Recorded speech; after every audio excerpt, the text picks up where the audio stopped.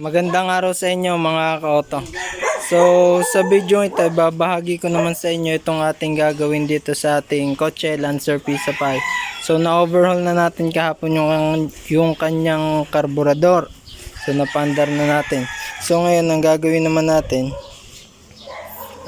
itotono natin yung kanyang distributor. Lalagay natin siya sa timing. So wala tayong timing light na gagamitin.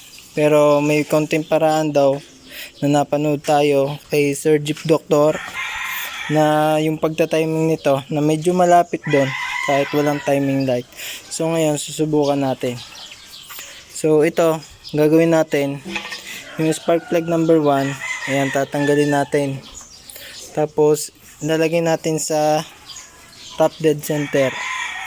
Ito. So simulan na natin.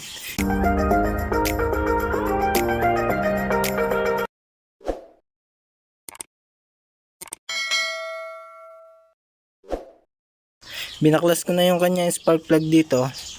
So, ang purpose noon, kaya natin siya binaklas kasi ipihitin natin yung kanyang pulley. So, kailangan yung kanyang pulley ay nasa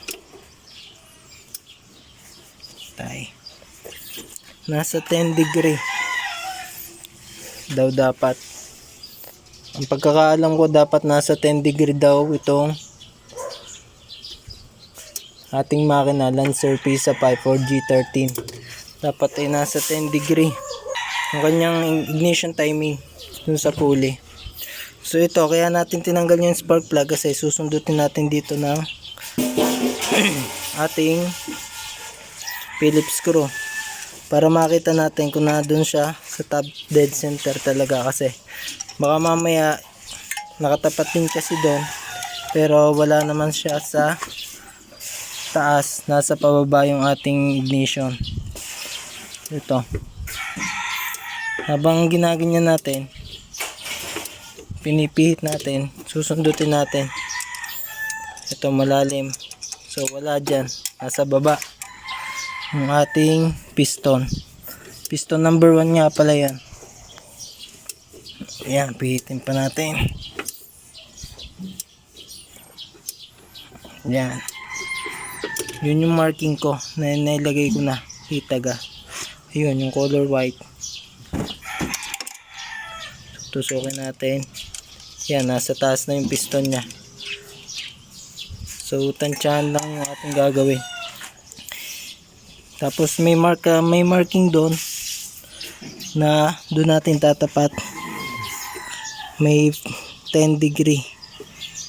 So ilalampas natin siya ng konti kasi nakapatay yung ating makina, walang vacuum. So pagka nagka-vacuum, maaaring pumatak siya dun sa 10. So tansyahan na lang muna tayo. Ito. Lalagay ko siya dun sa number 5. Malapit sa number 5 o 6. Yan. Tapos yung piston natin, yan, nasa taas. Tama yan.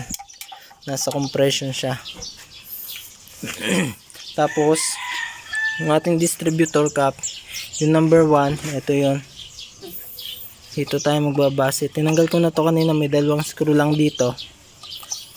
Yan. Tanggalin natin. So, may nakalagay din naman dito, number 1. Ayan. Hitaga. Are. Okay. Boblord. Yung number 1. So yung ating rotor distributor rotor dapat nakatapat sa number 1. So ngayon hindi siya nakatapat sa number 1 at nakatapat siya sa number 4. Okay lang yun kasi yung number 1 at saka number 4 ay sabay nagko-compress. Parehas yung pataas kaya maalin man daw doon. So tingnan natin yung number 4. Ito yung number 4. So dapat din nakatutok sa baba noon ating distributor. Yan. So na doon nga siya nakatutok sa number 4. So babaklasin natin yan. Ngayon. Ito.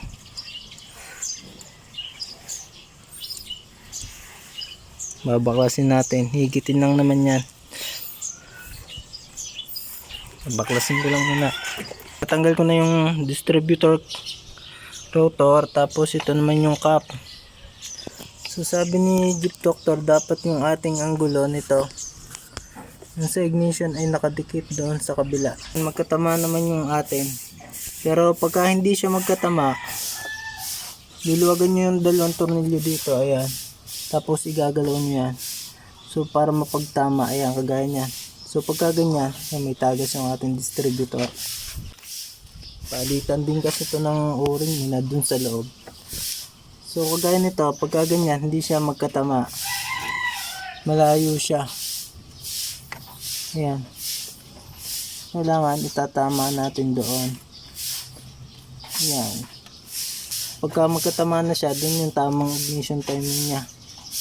So babaklasin ko din tong spark plug number 4 para may pakita sa inyo na nasa top din, center din siya.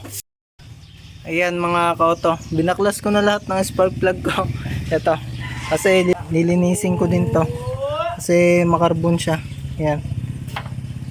So kakalinis lang natin kahapon ng carburetor, kaya kailangan natin linisin para makita natin yung kanyang spark plug reading. So para may pakita sa inyo na parehas nasa top dead center yung 1 at saka 4.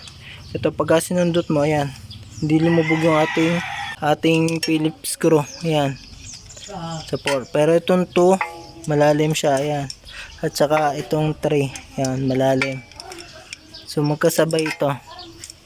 Pagka nakatapat na siyang ganyan, higpitan na natin dito.